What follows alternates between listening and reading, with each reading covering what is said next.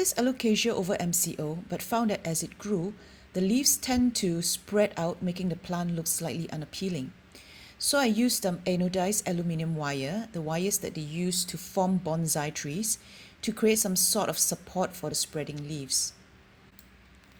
First, I made a twirl at the end of the wire. This is to create a wider and stronger support for the base.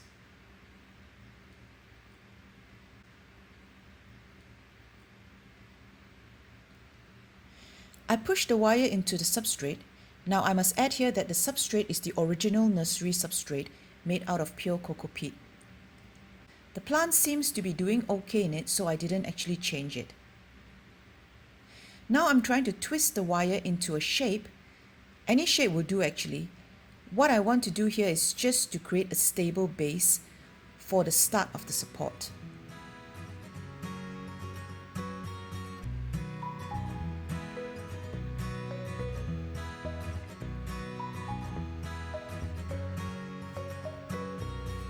And then I simply twirled the wire round and upwards like a spiral, bringing the petioles closer together as I do this.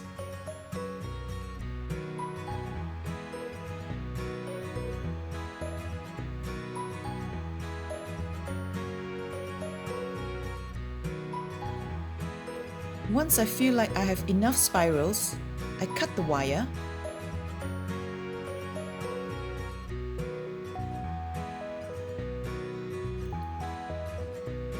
Make another twirl.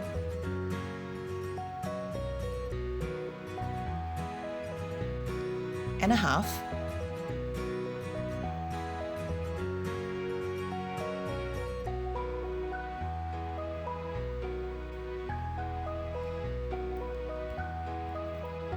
And I finished off the end with another small spiral to complete the look, and to stop my fingers from getting scratched if I were to touch the wire. And there you are.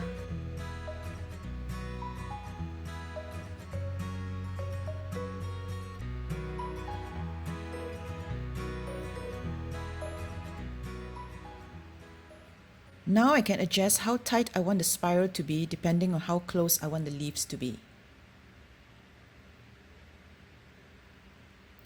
As you can see, there is no hard and fast rule to do this, just as long as it supports the leaves and looks good.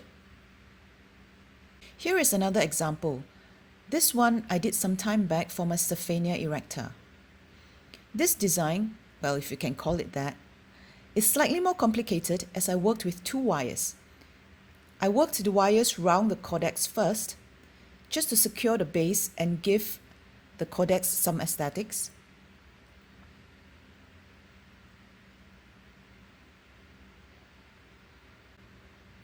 And then I worked the wires up using the same spiral technique.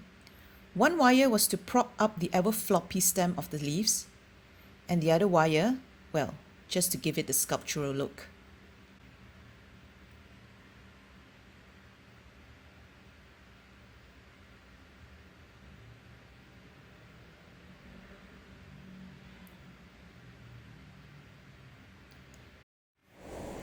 Here is another DIY project I did. This is a totem pole. Now I started with a PVC pipe that I had, and I added some bubble wrap just to create a wider circumference for the pipe.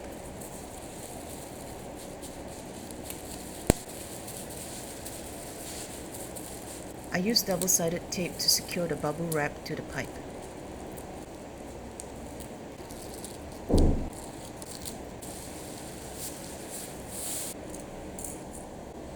That is a plastic mesh. I've prepared some sphagnum moss already soaked in water, and I placed it over the mesh.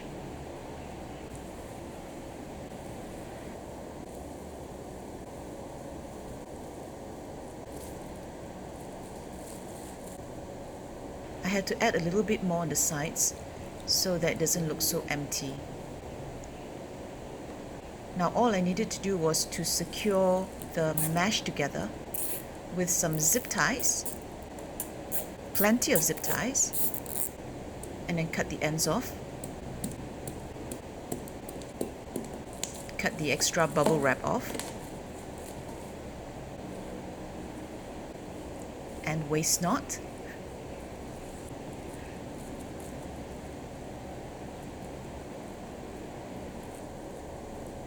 And there you are. I have a totem pole in the size that I want. Thank you, Craig, for the original design. You can find his original design and tutorial in the link in the description box.